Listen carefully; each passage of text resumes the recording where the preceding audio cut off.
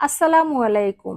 আজ আপনাদের জন্য নিয়ে এসেছি ঘরে থাকা মশলা দিয়ে খুব সহজে এবং অসম্ভব মজাদার ব্রয়লার মুরগি ভুনা রেসিপি। তার জন্য আমি এখানে মুরগি নিয়েছি। মুরগিগুলো খুব ভালোভাবে ধুয়ে পানি ঝরিয়ে নিয়েছি। এখন দিয়ে দিয়েছি মরিচ গুঁড়ো, হলুদ গুঁড়ো, লবণ আর দিয়েছি লেবুর রস, সরিষার তেল। সবকিছুর পরিমাপ সহ লেখা আছে আমার। এখন মশলাগুলো মাংসের সাথে খুব ভালোভাবে মিশিয়ে নিচ্ছি। মিশানো হয়ে গেলে 30 মিনিট মেরিনেট করব। এদিকে চুলায় একটি ফ্রাই প্যানে আমি তেল দিয়েছি। তেল গরম হলে মাংসগুলো 30 মিনিট পর আমি তেলে দিয়েছি। মাংসগুলো আমি হাই হিটে ভাজি করব। হালকা ভাজি করব, পুরোপুরি ভাজি করব না। এক পাশ হয়ে গেলে উল্টিয়ে দিয়েছি। মাংসগুলো ভাজি হয়ে গেছে, আমি উঠিয়ে নিচ্ছি। এখন একই তেলে আমি তেজপাতা দিয়েছি, দারচিনি, এলাচ, গোলমরিচ, লবঙ্গ দিয়েছি আর পেঁয়াজ কুচি দিয়েছি। একটু ভেজে নিচ্ছি।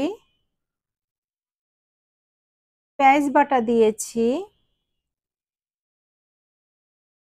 রসুন বাটা, আদা বাটা। এখন দিয়ে দিচ্ছি আমি মরিচ গুঁড়ো, হলুদ গুঁড়ো,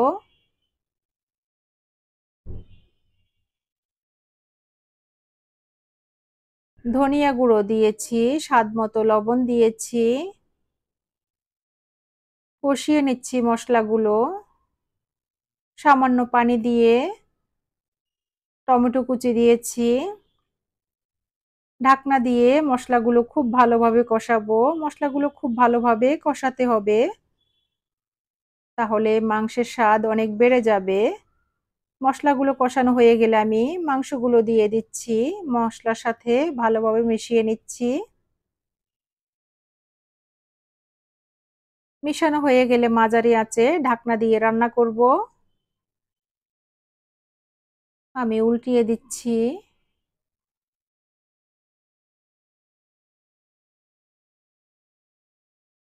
আসলে আবার ঢাকনা দিয়ে আমি রান্না করব।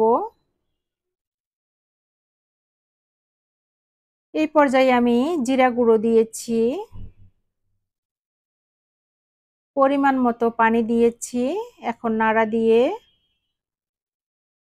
ঢাকনা দিয়ে মাঝারি আঁচে রান্না করব।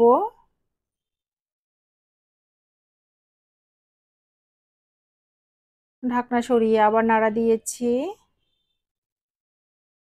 কাঁচামরিচ দিয়েছি। ঢাকনা দিয়ে কম আঁচে 5 মিনিট রান্না করব।